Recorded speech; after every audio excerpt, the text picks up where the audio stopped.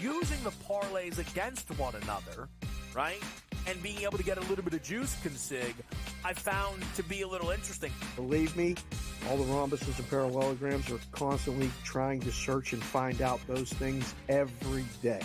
It's one of the battles that you know, as you expand the menu, you encounter new battles. Game time decisions, only on SportsGrid. How fragile are these guys? It's amazing. They're supposed to be the greatest athletes in the world, and yet they can't walk and chew gum at the same time without getting hurt, for goodness sakes. That Trout injury really is a bummer, too, because people thought he was going to have a big year. And I look, I don't feel bad for the Angels. I don't like Mike Trout in Anaheim. I thought he should have left when his contract was up. In-game live, prime time, only on SportsGrid. With the onset of NIL and the transfer portal, it is allowing players to develop further in college, and guys that would maybe be stuck on the bench at a power program and not have as much shine are having the ability to find themselves in the spotlight. Lane Kiffin came out and said we need to get bigger and more physical in terms of the offense and defensive lines, and that's why he went out and recruited that talent. Inside the transfer portal, only on SportsGrid. And now you have to qualify in these majors. You got to go do it, man. Like, and it just comes off really petty to sit up there and be like, I'm not. You know what you signed up for. So I don't like the pettiness, and I 100% think Taylor Gooch should be in the major championships. Mm-hmm. So in the same note, I'm saying this, but also it's like, hey, this is the world in which we live in right now, and you don't deserve anything. Only on SportsGrid.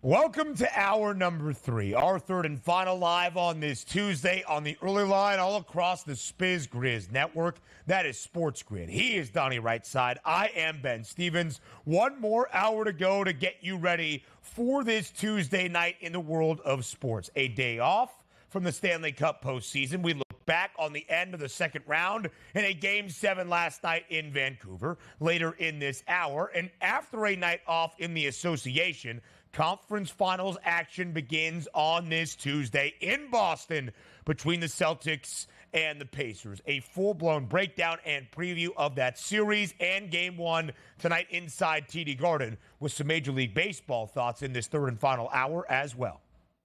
Yeah, some really good baseball thoughts coming up here. A lot of guys I picked out for some RBI chances, which means we should be seeing some runs, some weather conditions to keep an eye on in the windy city of Chicago. Winds blowing out at close to 20 miles an hour, so something to keep an eye on. But that's also Assad on the mound today. Can he keep the ball in the yard? So some good things to talk about, which does include the NBA action back on the court tonight. Do we see blowouts? Do we not? Can we cash in on some tickets? We'll cover that in hour number 3 for sure.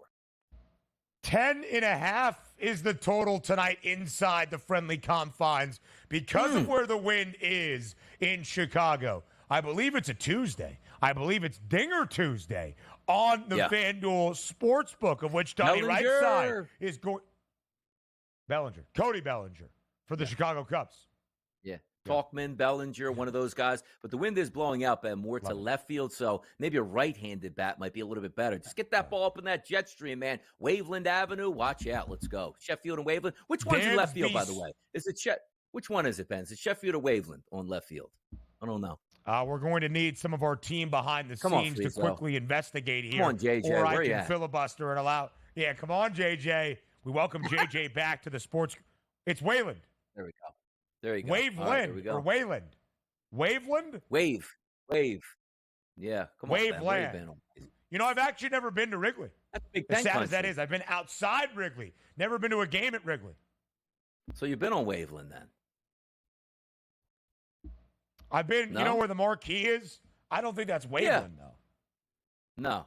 You didn't walk around it, Ben? You just went out front and said, oh, that's good. Let me get in the an Uber and get out of here? Tough.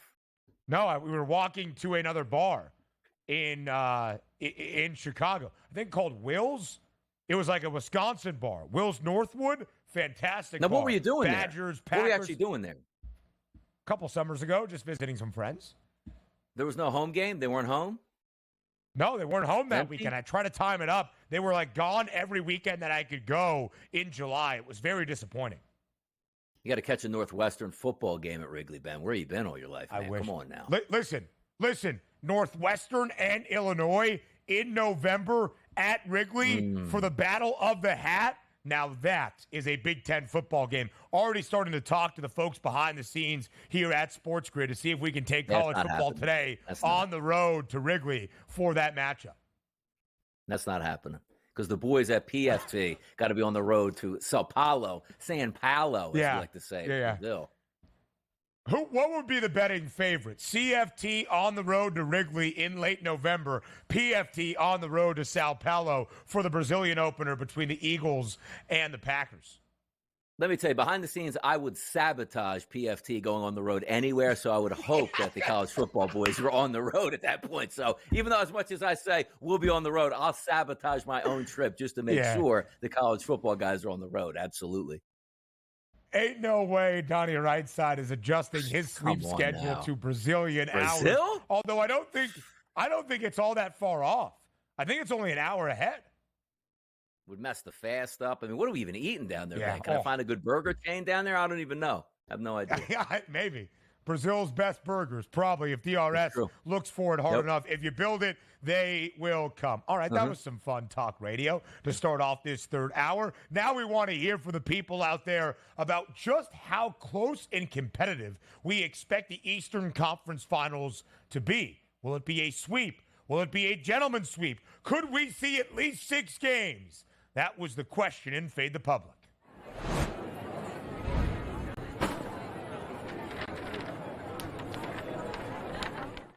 I love the way this was phrased. The question at SportsGrid on Twitter by our producer, Joe Frieso. How many games will the Pacers win in the Eastern Conference Finals?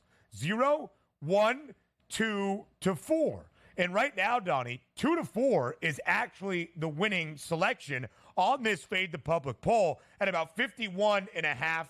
51.5, 2 to 4 wins for Indiana. Was Rick Horo signing in? What was that? Yeah, I don't know, man. Behind the scenes. Somebody's moving the poll around behind the scenes, man. What's going on here? Jeez. Oh, man, we're having fun to start this third out. So 2 to 4 games, though, DRS, winning the vote. We do not think it's going to be a sweep. That was in last by far, about 7%. Gentleman's sweep with the Pacers winning 1 game and Boston victorious, about 41%. 51.5 for the Pacers to get at least 2. And I think 2 would probably be where most of that vote is focused, not Indiana forcing 7 games or even winning the Eastern Conference. Now, I appreciate the poll, I do, but it is set up incorrectly here behind the scenes. 0 should be there, absolutely. 1 should be there, but 1 to 2 should be there. The fact that it's 2 to 4, which leaves you like some teams might think Indiana could win this. Some people think they won't even compete in it. Like 2 to 4 is way too wide of a margin here. And no doubt that that's actually leading because you get 2, 3, and 4. We don't even know the opinions. 4 means that it's a major upset at this point. So it's a wild, wonky scene, but I voted for 1 at 41%, but there's way too much leeway out here between 2 to 4. Because what does that mean?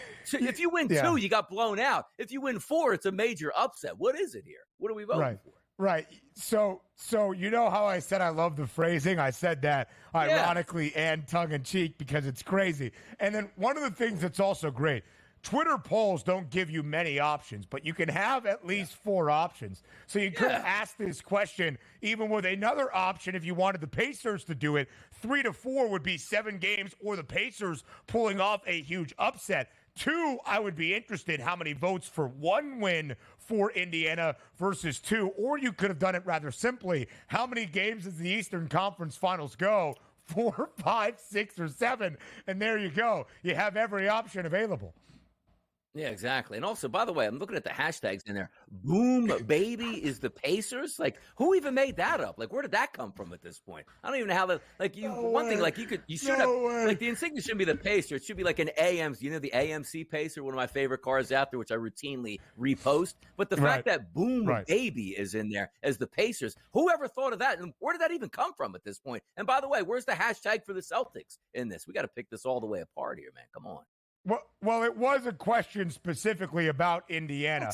But if you click on Boom Baby, you see a lot of hashtag involvement here for hashtag Boom Baby. I would, Friezo, get back on the research and plug it into the interwebs to figure out how Boom Baby. I want to I don't know. I want to figure it out. Boom Baby. Now, if you hit a hashtag Big Baby, does the Celtics come up with Big Baby Davis? I mean, what happens here? You know? Really? The guy you bring up is Glenn Davis? Yeah. What the Boom Baby is the announcer? Does he say it on a 3-point shot like, Boom Baby? Is that what he's doing out here? What's he doing? Okay. There we go. Okay. All right. So this has been a very fun start to this. Been a very fun start to this third hour. Listen, it's a late Tuesday in late May. So, yeah, a lot of people think Indiana can win anywhere between 2 and 4 games in this Fade the Public poll. As you look at the series odds, by the way, Boston remains a minus 1,100 favorite to win the Eastern Conference crown. And the most likely scenario, and I'll mention this as we break down Game 1 and what it means for the series later on in this third and final hour, is 5 games. But if it's 5 games, that's more than likely a Celtics gentleman sweep, which is a better price in the correct score market. Major League Baseball with Craig Mish next.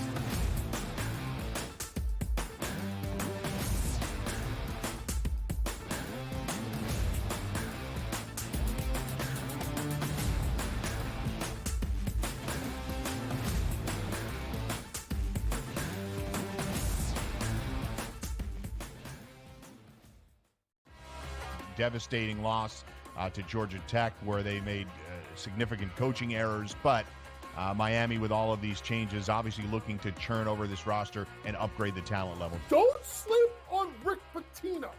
Listen, at the end of the day, the portal is the portal, Mike. Don't matter where you came from, it's where you're going and how much money can you get. Inside the transfer portal, only on SportsGrid. And now you have to qualify, and these majors, you got to go do it, man. Like, and it just comes off really petty to sit up there and be like, I'm not. You know what you signed up for. So I don't like the pettiness, and I 100% think Taylor Gooch should be in the major championships. Mm-hmm. So in the same note, I'm saying this, but also it's like, hey, this is the world in which we live in right now, and you don't deserve anything. Only on SportsGrid. It's smarter to be on SportsGrid, your 24/7 sports wagering network. The early line. Magical and historic season in Lincoln, Nebraska continues. He is the best player in the NBA, but also in the biggest moments where the national media is watching. Newswire. Something that we have never seen happen before with one of the iconic coaches in the game. Pharrell, coast to coast. The team covers. It's automatic.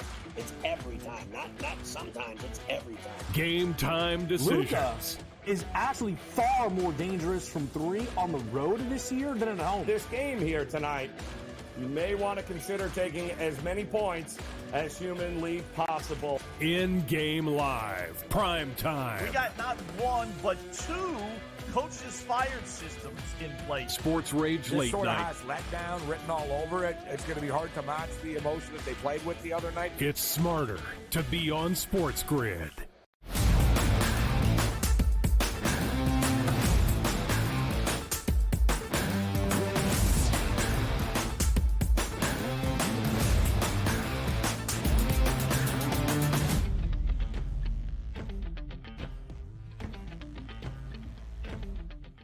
The Daily Bases, live right here on this Tuesday for a full Major League Baseball slate with our guy, Craig Mish, our MLB new insider here on the SportsGrid Network, the host of Newswire, starting at 11 a.m. Eastern Time. Craig, we appreciate you being here on this Tuesday, and in your honor, on a Monday. We went game by game for Donnie's Eagles record prediction for 2024. You were the inspiration. Yeah, I mean, I'll tell you, we get a lot of awards here at SportsGrid, but that segment yesterday, that you did may have been, right at the top potential for some more awards. And that doesn't even include the last segment that you guys just did for people who are watching the last 15 minutes. I mean, I wasn't even sure that was on the air. I was like waiting to come on the air here. I'm like, wait a second, are they actually on the air here? Yeah, but as it turns out, you were. So I hope we nominate that segment as well to get another award here at SportsGrid as we just continue to pile them up. Listen, if yesterday's record prediction segment did not win an award, the opening segment of this third hour, wind rustling in the background to echo what we were talking about inside the friendly confines, certainly backed it up. It wasn't wind. It was me. It was me. I know. It was me. Yes. I had a scissor. I was cutting something. Live from South Beach. What were you cutting? Craig Mish. I caught some cardboard. I was cutting some cardboard here. I get these boxes. What happens is you order from, Amazon and all these other places. And then, you can't – I have a, recycle bin here in Florida. You put the recycle bin out. I don't know how it works in New York. And, Donnie's sleeping usually, so it doesn't matter. But just goes in the street in New York. You put those in the box, but they don't all fit. So you got to, cut up the boxes. And today is the recycling day. Gotcha. And so I forgot to do it. And, look, I'm a man of the people and a man of the scissors. But Craig, you got to tell the people that you've been studying each and every MLB recap from yesterday to get ready for this full slate on a Tuesday. Yeah. Actually, you probably don't even need to study, just ingrained knowledge in your mind. Yesterday, Craig, the Yankees were the hottest team in Major League Baseball. 7 consecutive wins, but that win streak was snapped last night as they were looking for 8 straight because of an uncharacteristic performance out of Clay Holmes. Today, once again, up in the Bronx, it's the Yankees and the Mariners. Does a new streak begin as the Yanks are a -162 favorite at home? Yeah, I mean, look, it's very possible. I will say that on the flip side, I do, guys, wonder what this does for Seattle. I know we don't talk about them a lot here, but I kind of lumped Seattle and Toronto in the same category to start the season, which was if all went right, it could be a postseason team and maybe go deep. And if all went wrong, you could be on the flip side of that. Now, all has gone wrong for Toronto. They were, one of those teams maybe middling around the wild card last year. You thought maybe they had a chance. I think that's done. Seattle, because of the pitching they have, and you wonder what a win last night, beating the Yankees, what that can do for the psyche of a team. Can that propel them a little bit? Because that division is going to be formidable. Houston, as we'll talk about, seemingly is turning it around. Texas, we know, is going to be there in the end. They're going to get some guys back from injury, too. So I guess what I would say is I'm more curious to see where the Mariners head right now, because the Yankees are, obviously playing good baseball through the first 2 months of the season. Yeah, just to bring up the Houston Astros quickly with you, Craig, the one thing that nobody's running away with the West, which keeps the Houston Astros right in the mix, but that was a big win by the Mariners and also the Texas Rangers due to tangle with the Philadelphia Phillies. We'll see where they wind up. But if we are taking a look at the Yankees themselves, Aaron Judge heating up, same thing as the weather, another 2 base hits yesterday, hitting over 270. And since May 5th, how about this, a 438 average, 7 home runs and 13 RBI. The big man is back, Craig, in the middle of that lineup. Yeah, and on FanDuel, if you want to bet to win the MVP, you got to take a Yankee pretty much at this point, because both Soto and Judge are right there at the top. And so, look, there's some narratives that sometimes these guys split the vote and then somebody else will win. And so maybe you should take Witt or Henderson or someone else. But no, I think, look, the season that Judge has had has predominantly been the last, 3 weeks, Donnie? And the season that Soto has had has been from day one, getting in a Yankees uniform. So my estimation would be that if Soto continues to do this, that he would win the award. I guess you would leave a light on for Witt because of the season he's having. It's going to be fantastic, tougher market. But look, if Houston does come all the way back to win the division or something insane like that, guys, Kyle Tucker has 15 home runs. Yeah. I mean, is this the most understated player right now in baseball? Potentially so, who's going to be due a huge contract coming up too. I don't know how Houston's going to handle this thing. So I think the odds are fair. First 5 guys, my estimation would be one of those 5 probably wins the MVP. Rather competitive, too, just about $5 separating the top 5 prices and players to win the AL MVP. Kyle Tucker, a late RBI yesterday as Houston tried to rally, but an implosion in the Bronx, an implosion in H-Town as well. A 7-run fifth inning for the Angels over Houston yesterday, including 3 home runs. The Astros lost as a greater than $2 favorite, but that's where Houston, with Christian Javier, finds themselves once again today on this Tuesday, Craig, against the Halos. Do you expect a Houston bounce back today against the Angels? Yeah, I generally don't lay the 1.5 with a home team. I like to do that with the road team to ensure that extra at-bat. So probably more of a stay away or pair Houston with another team today. Ben, you and I have talked about the Angels a ton. They're going to lose either 100 or close to 100 games, and every once in a while they're going to win a game. I mean, that's what baseball is. But naturally, what you got to see is this Houston bullpen get itself right. I know Hader, a little bit better, but he's had a tough season. Bullpens are so hard to figure, guys, every year. At the end of the season, you look back at the postseason teams and you look at Philly or somebody and say, wow, that's the reason why they won. But then the next year, remember how bad Philadelphia's bullpen was for several years too, from year to year. You just don't know. Houston is having that trouble this year. They got to get that fixed if they want to go far. So, Craig, when you look at Houston, what have you seen from the Astros in the last week or so? They've won 8 or 9 of their last 12 games. What have you seen out of Houston that maybe gives you some confidence that the Astros are starting to find it? Yeah, look, I think their pitching isn't going to be as good as it was in the past. There's no Cole, there's no Greinke, Verlander is not the same, Framber Valdez is not the same, Urquidy is hurt, Garcia is hurt. There's a lot of that going on. They got the best pitcher was suspended for using some stuff. So for me, guys, it has got to be slugging their way like Texas did last year. Alex Bregman finally has seemed to figure it out, and he's a free agent at the end of the season. I'm a big fan of that player. If he continues to hit, along with Altuve and Tucker and Alvarez, it's formidable. A lot more coming your way. Major League Baseball, and Craig, we'll see you on Newswire in just about 40 minutes. More on the early line up next.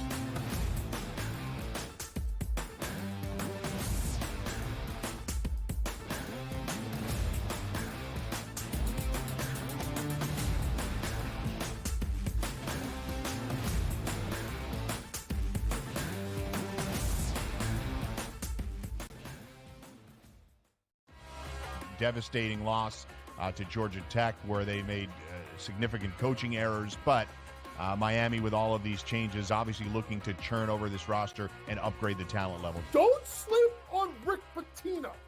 Listen, at the end of the day, the portal is the portal, Mike.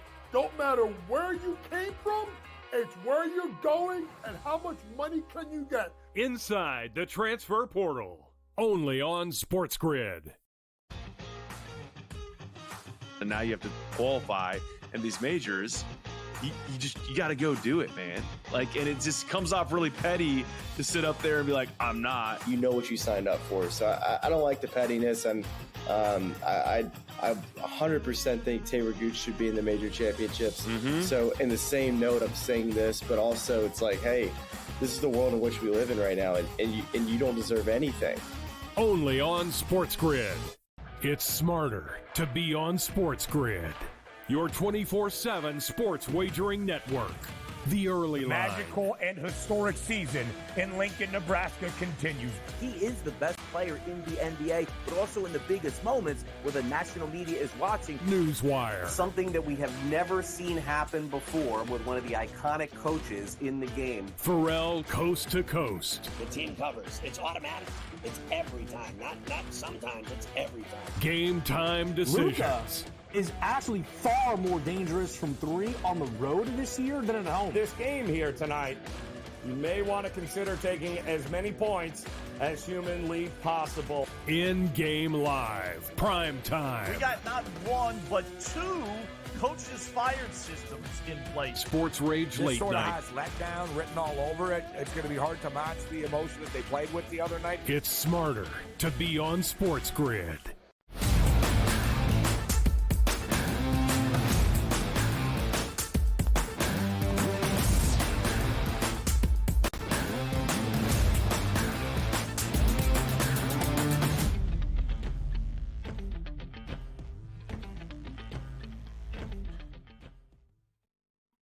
$11. That is the total for tonight at Wrigley Field between the Chicago Cubs and the Atlanta Braves. We fly around Major League Baseball on this full Tuesday slate here on the early line, where the Cubbies will be inside the friendly confines as the host of the Braves, and yet Chicago with Javier Assad, who has been sensational this year, is booked as an underdog. But we'll get to the side in a moment, DRS. The story is the total. The over-under is now 11 for tonight's game inside Wrigley.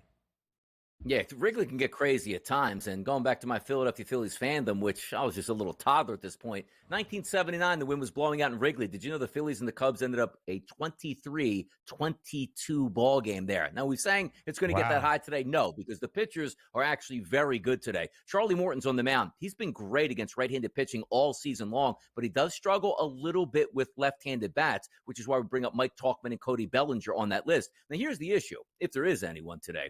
Wind we usually like to blow and typically blows at Wrigley, it's straight in or straight out in center field. Today it's actually blowing out to left field, which means you probably want that right-handed batter to sort of pull that baseball up in the air, get in that jet stream. Not to say lefties can't do that, but right-handed batter is probably a little bit more advantageous. Seiya Suzuki, batting second in the lineup for the Cubs, 267 ISO power number against right-handed pitching this season, or should I say over the last 30 days, has been hitting very well. But as I just told you, more susceptible to lefties, not to righties. Let's flip it over to the other side for the Atlanta Bats, who finally picked up a victory yesterday in the doubleheader against San Diego. Assad's going to be on the mound. He has been tremendous, Ben, against both lefty and righty batters. Take a look at the last 30 days, an 0.40 ISO and a weighted on base percentage of 228, which is absolutely incredible. Now, granted, both of these pitchers coming in with some decent pedigree. These lineups really should be able to get after them, but it's one of those where, boy, I just wish it was more tomato cans on the mound as opposed to really good pitching today. It'll be interesting to see where it goes. RBI shots, as I told you,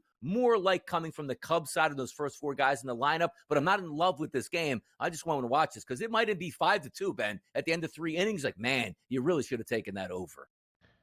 Dinger Tuesday on this Tuesday on FanDuel Sportsbook as well. Interleague intrigue. Almost the World Series matchup from a year ago, but the Phillies falling short in the NLCS to the Arizona Diamondbacks, the reigning World Series champs. The Rangers, a so-so start, quite literally, and even 500 to begin this year. A day off for the Phils yesterday, now back at home, starting off a new series at the bank this week. Ranger Suarez on the bump for Philadelphia. They're booked as a heavy -172 home money line favorite with a total of 8.5. DRS, you know this well. The Phillies have not lost a series since early April, the second of their year against Cincinnati. Will that trend continue into the midweek set against Texas?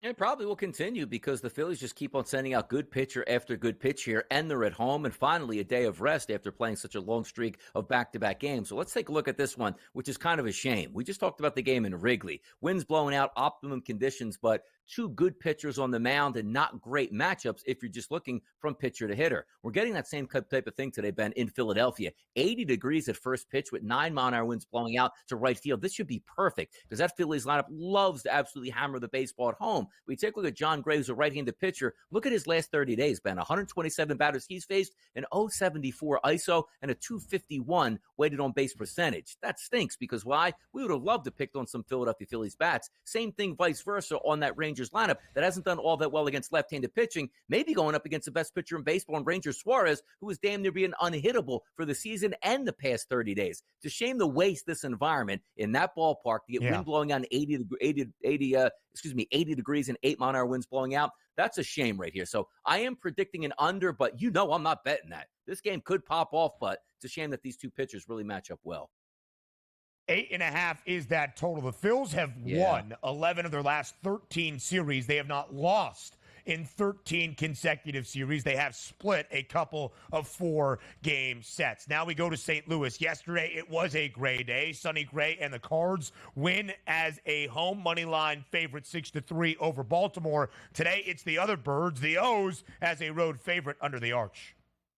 Yeah, by the way, Lance Lynn comes into this game struggling this year against left-handed batters, 111 total in the season. It's a 180 ISO and a 359 weighted on base percentage. If we just take a look at a snapshot of the past 30 days, that's actually elevates to a 216 ISO and a 412 weighted on base percentage. So look no further than the first part of that lineup. Henderson and Rutschman, two really good shots at home runs today. And if we take a look at the temperatures here, boys, 84 degrees with 17-mile-an-hour winds blowing out. But it's to left field, but still a good hitting environment today.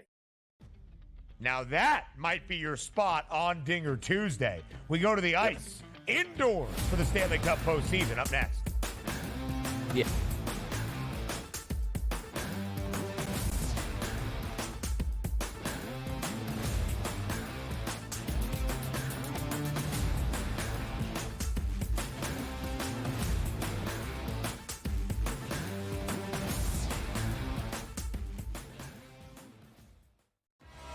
Devastating loss to Georgia Tech, where they made significant coaching errors. But Miami, with all of these changes, obviously looking to churn over this roster and upgrade the talent level. Don't sleep on Rick Pitino. Listen, at the end of the day, the portal is the portal, Mike. Don't matter where you came from, it's where you're going and how much money can you get. Inside the transfer portal, only on SportsGrid. And now you have to qualify, and these majors, you got to go do it, man. Like, and it just comes off really petty to sit up there and be like, I'm not. You know what you signed up for. So I don't like the pettiness, and I 100% think Taylor Gooch should be in the major championships. So in the same note, I'm saying this, but also it's like, hey, this is the world in which we live in right now, and you don't deserve anything. Only on SportsGrid. It's smarter to be on SportsGrid, your 24/7 sports wagering network. The early line. Magical and historic season in Lincoln, Nebraska continues. He is the best player in the NBA, but also in the biggest moments where the national media is watching. Newswire. Something that we have never seen happen before with one of the iconic coaches in the game. Pharrell, coast to coast. The team covers. It's automatic. It's every time. Not sometimes. It's every time. Game time decisions. Luka is actually far more dangerous from three on the road this year than at home. This game here tonight, you may want to consider taking as many points as humanly possible. In-game live, prime time. We got not one, but two coaches fired systems in place. Sports Rage This late sort of night. has letdown written all over it. It's going to be hard to match the emotion that they played with the other night. It's smarter to be on SportsGrid.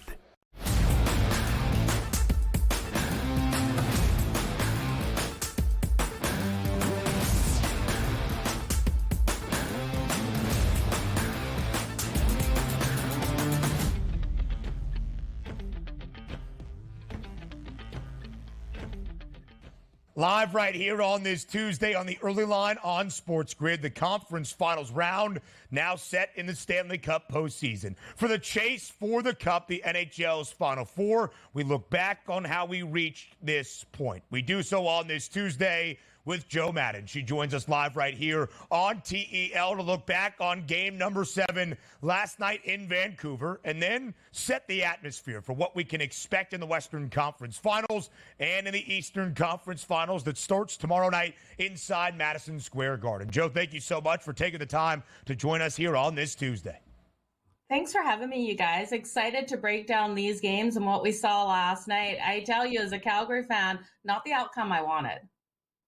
No, certainly not, but a Canadian team still in the hunt for the Cup. Does that mean anything to Joe Madden? We will discuss in just a moment. But it was the final two Canadian teams in the National Hockey League postseason facing off last night in a winner-take-all Game 7. And Joe, as the story has been in this series, decided by simply one goal. Edmonton wins in Vancouver 3-2 over the Canucks, but it was anything but easy. 3 goals in the third for the Oilers. The Canucks scored twice in the final 9 minutes of regulation, and then it was a mad fury to the very end. How will you look back on this 7-game set between these two Canadian foes? Well, firstly, I want to say the Vancouver Canucks played an incredible season and series here versus the Edmonton Oilers, but it really came down to the fact that Edmonton came out so strong and so committed to playing that defense. That's something that Edmonton hasn't been known for. They haven't had that strength, and they did give Stuart Skinner that support in net. They also did phenomenally strong on the kill, and that was what ultimately got them the win in this game. They were able to convert on the power play as well. They went 1 for 2 on the power play, and they killed off a 4-minute penalty out there. Vancouver was high-sticked. Elias Pettersson got the high stick out there, and they went on that power play for 4 minutes. They weren't able to get anything done. You guys, they weren't even able to record a shot on goal. The defense for Edmonton getting those block shots, stepping in front of the net of Stuart Skinner was pivotal for them to be able to take that series. If Edmonton had just relied on their team offensively in that one, like we saw in the one game of the series where Connor McDavid and Leon Draisaitl both got 6 points apiece, they wouldn't have got past Vancouver. But because they committed to that defensive play, they're sitting here and they're going to move on to take on the Dallas Stars. I have to tip my hat to Edmonton. Not the way I wanted to see it, but it is great to see a Canadian team making it into the conference finals here.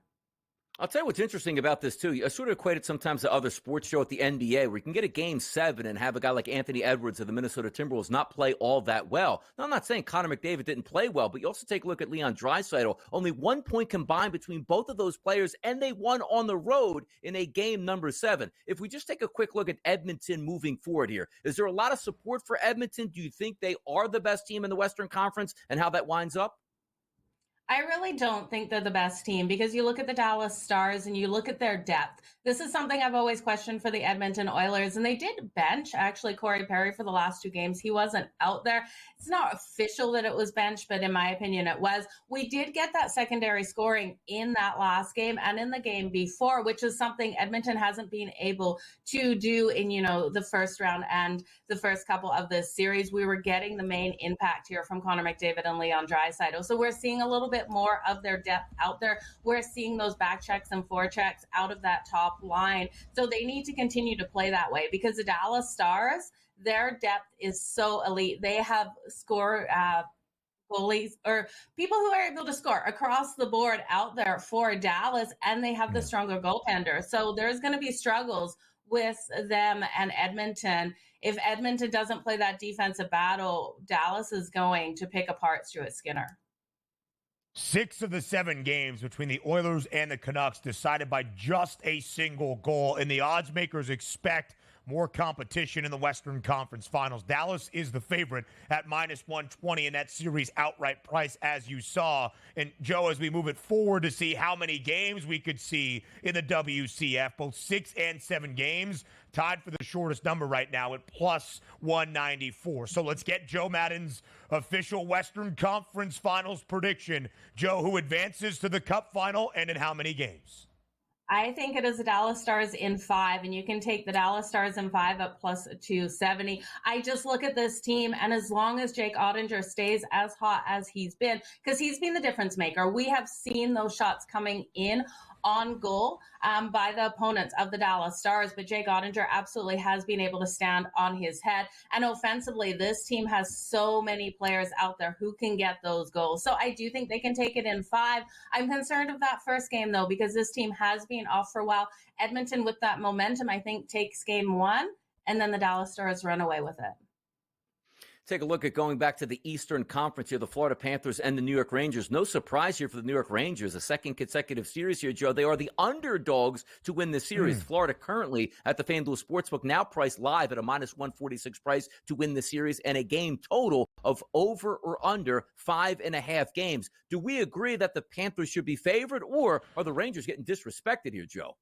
You know what? The Rangers have been disrespected in every single matchup so far. We even look at them versus the Washington Capitals. I don't think they were big enough favorites in those matchups either. And versus the Carolina Hurricanes, they were the underdog in all of those games except for one. I think they are getting disrespected in this matchup because their goaltending is stronger, I do believe, than the Florida Panthers. You look at both of these teams, though, this isn't going to be an easy series for either of them. Both teams have the depth. Both teams have the elite goaltenders. And we have strong offenses. You look at the special teams of the New York Rangers, and this team, even on the kill, can score with 4 shorthanded goals so far in the playoff series. So the Rangers, I do think they're getting disrespected. I do think they can take this series, but it's not going to be an easy one because we look at the Florida Panthers, and the depth of this team is elite. We got Sam Reinhart, Matthew Tkachuk. We've got playmakers across the board, and they're going to bring it in this one. I do think it's worth a shot on the New York Rangers to be able to get things done. And I'm looking at a couple of different things, you guys. I do think this is such a competitive battle. You can take this series for 2+ overtime games. That's coming in at plus 165. I do think we could see 3, because I could see this one going all the way to 7. The 3+ is at plus 750. Plenty of extra sessions in the second round set between the Rangers and the Carolina Hurricanes, despite New York jumping out to a 3-0 series lead. The Rangers, again, as the President's Trophy winner, trying to buck the trend and the curse, and will have home ice advantage throughout this Eastern Conference Finals inside Madison Square Garden. So, Joe, we got the series prediction out west. Let's do the same in the East. Who wins the Eastern Conference Finals, advances to the Stanley Cup Final, and in how many games? I think it's the New York Rangers in 7 here. I think Igor Shesterkin absolutely brings it in this series, but it's going to go all the way to 7. But give me the New York Rangers to advance. This power play is just way too deadly. So I think they get it done. And Igor Shesterkin, he's got a 2.40 goals against average and a 9.23 save percentage so far in the playoffs. They're going to get things done. They're bucking those trends this year. Joe, we take a look at the NBA, and there's a wide discrepancy on who is actually going to win the championship just based on the price points here. In hockey, much, much different. The Dallas Stars at a plus 230 price, the Panthers plus 230, Edmonton plus 260, the Rangers at plus 360. Who right now in your mind is lifting Lord Stanley's Cup? Give me the underdog here of the New York Rangers at plus 380. I really do think this team is built to win it all and has every opportunity at plus 380. I can't say no. If they get past the Florida Panthers, they are going to beat the winner of the Western Conference here of the Dallas Stars or the Edmonton Oilers. I really do think it will be the Stars and the Rangers in the playoffs. That's going to be an elite series between 2 top goaltenders, but I do think the Rangers will have the upper hand. Great value on New York. If, like Joe, you think the Rangers prevail past Florida in the Eastern Conference Finals, try to become the first winner of the President's Trophy for the best regular season to match it up with the best postseason and hoisting the cup in over a decade. Joe Madden, we appreciate the time. Thank you for being here on this Tuesday on the early line. Game 1 of the Eastern Conference Finals in the association. To Boston, we go next.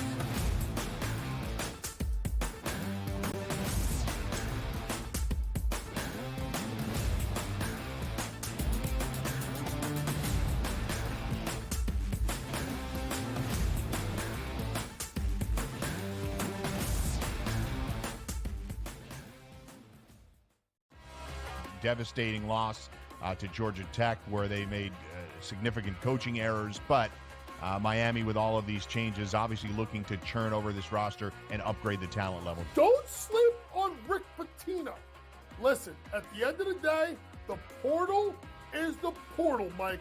Don't matter where you came from, it's where you're going and how much money can you get. Inside the transfer portal, only on SportsGrid. And now you have to qualify, and these majors, you got to go do it, man. Like, and it just comes off really petty to sit up there and be like, I'm not. You know what you signed up for. So I don't like the pettiness, and I 100% think Taylor Gooch should be in the major championships. So in the same note, I'm saying this, but also it's like, hey, this is the world in which we live in right now, and you don't deserve anything. Only on SportsGrid. It's smarter to be on SportsGrid, your 24/7 sports wagering network. The early line. Magical and historic season in Lincoln, Nebraska continues. He is the best player in the NBA, but also in the biggest moments where the national media is watching. Newswire. Something that we have never seen happen before with one of the iconic coaches in the game. Pharrell, coast to coast. The team covers. It's automatic. It's every time. Not sometimes. It's every time. Game time decisions. Luka is actually far more dangerous from 3 on the road this year than at home. This game here tonight, you may want to consider taking as many points as humanly possible. In-game live, prime time. We got not 1, but 2 coaches fired systems in place. Sports Rage This Late sort of Night. has letdown written all over it. It's going to be hard to match the emotion that they played with the other night. It's smarter to be on SportsGrid.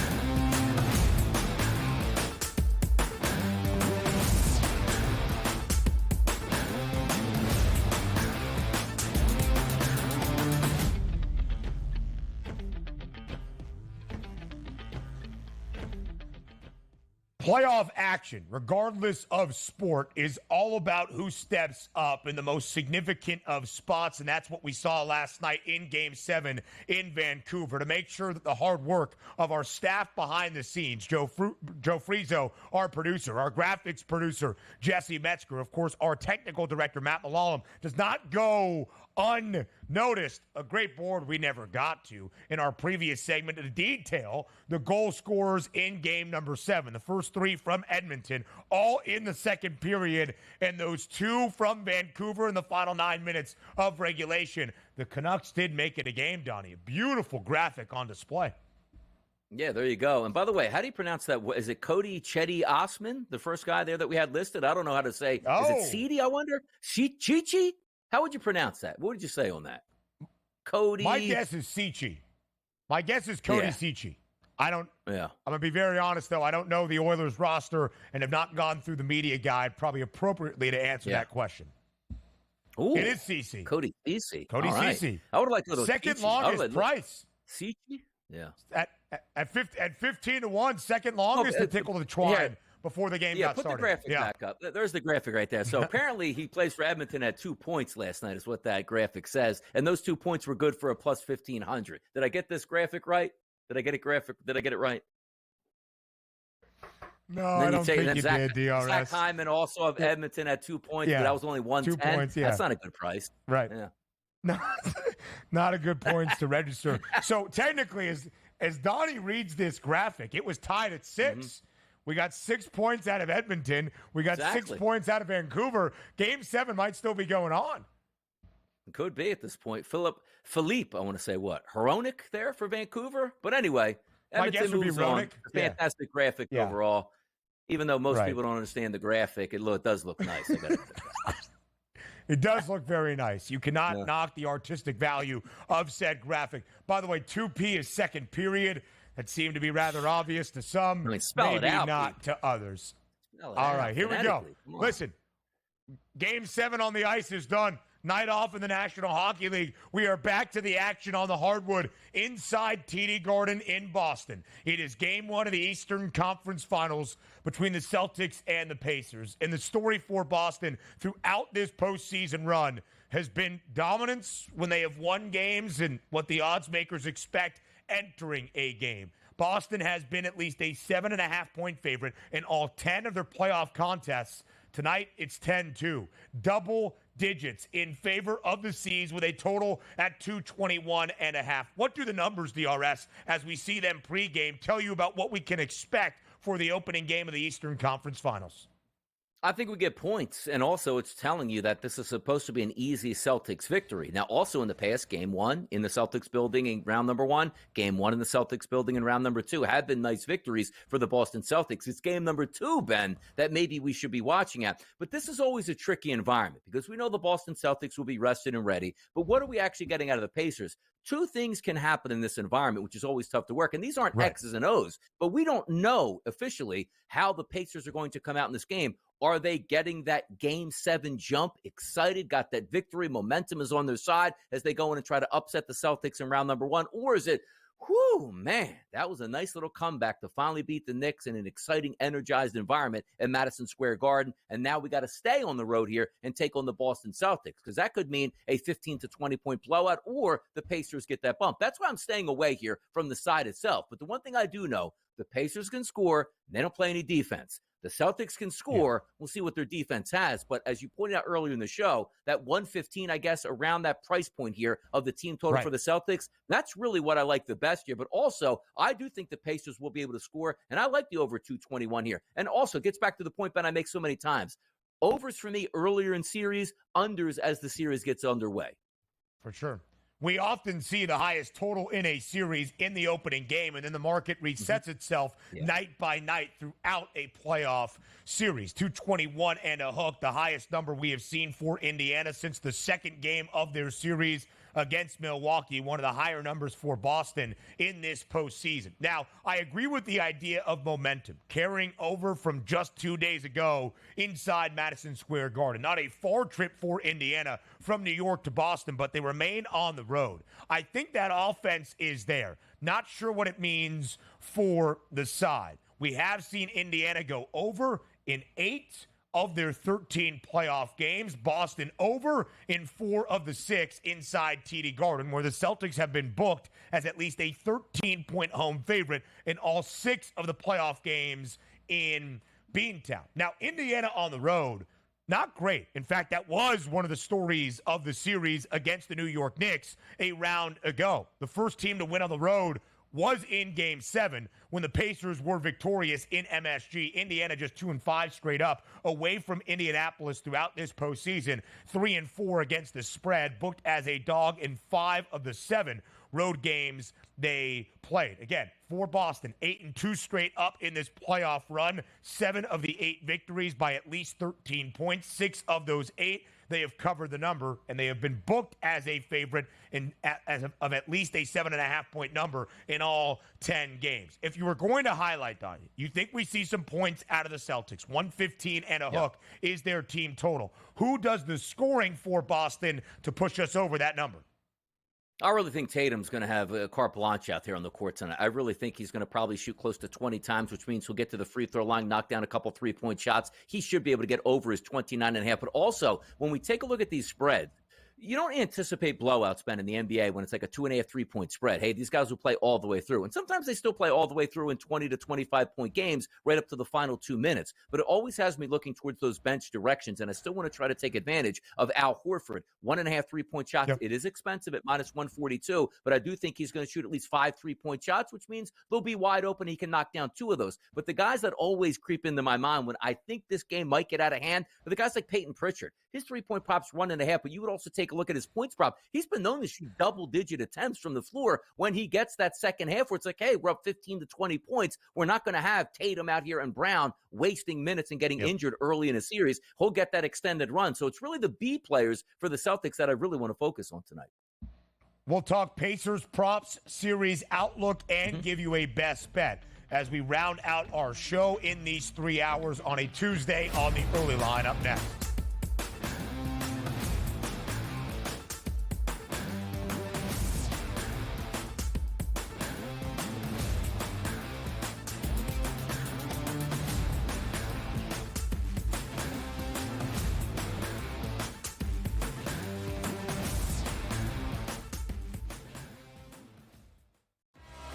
Devastating loss to Georgia Tech, where they made significant coaching errors. But Miami, with all of these changes, obviously looking to churn over this roster and upgrade the talent level. Don't sleep on Rick Pitino.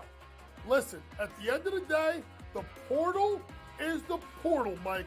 Don't matter where you came from, it's where you're going and how much money can you get. Inside the transfer portal, only on SportsGrid.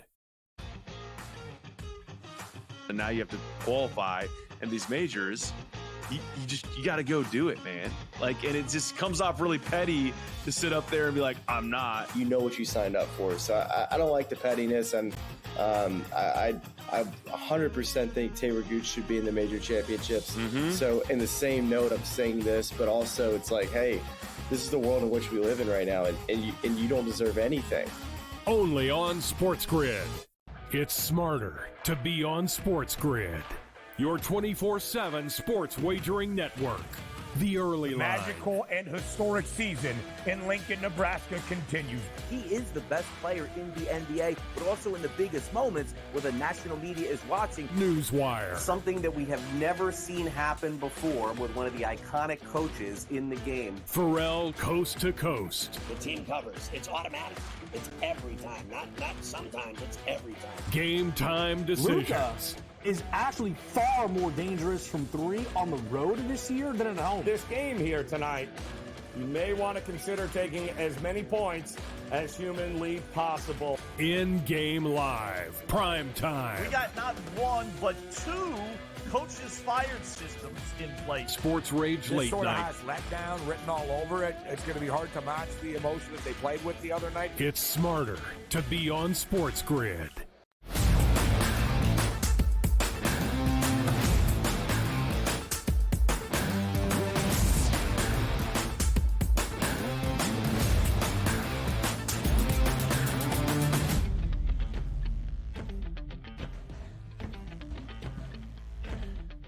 Game 1 tonight of the Eastern Conference Finals in the NBA playoffs inside Boston. It's the Celtics and the Pacers, with Boston booked as a 10-point home favorite, a total currently with an over-under of 221 and a half. We looked at Boston and who might provide that offensive production against an Indiana team that likes to play up-tempo, but maybe not the best on the defensive side of the floor. If Indiana, DRS, is going to keep this game within striking distance, who are you looking at on the Pacers side?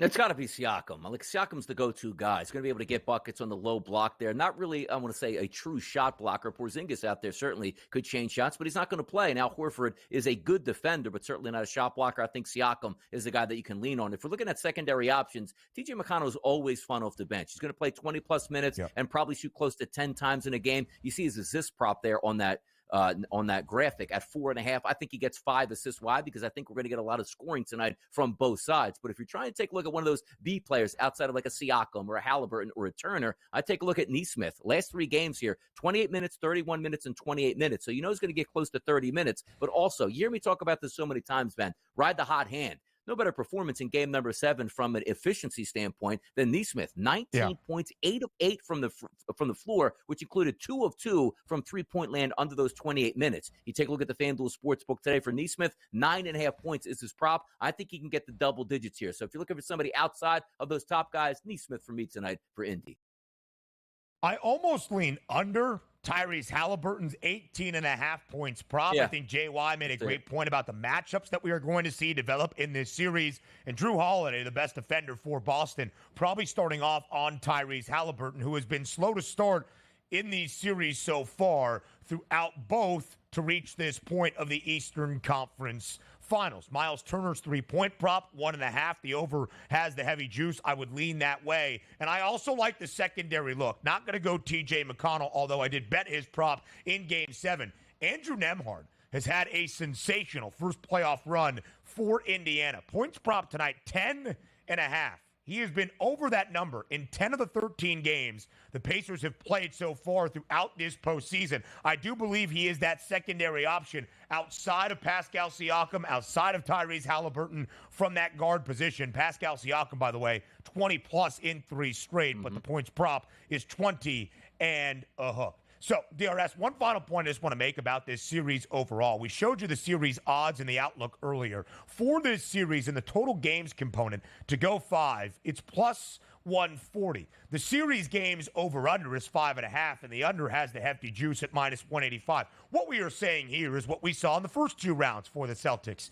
A gentleman's sweep, winning in 5 games. If you think that is the case and you think it ends in 5, more than likely it's going to be Boston winning in 5, not Indiana pulling a dramatic upset in winning this series in 5 games. Boston in 5 is a better number than plus 140. It's plus 155. Thought I'd just try to give a little value before game number 1 gets started tonight inside TD Garden. So before we say farewell and before we say goodbye on this Tuesday, it's time for a best bet. It's time for bye, bye, bye.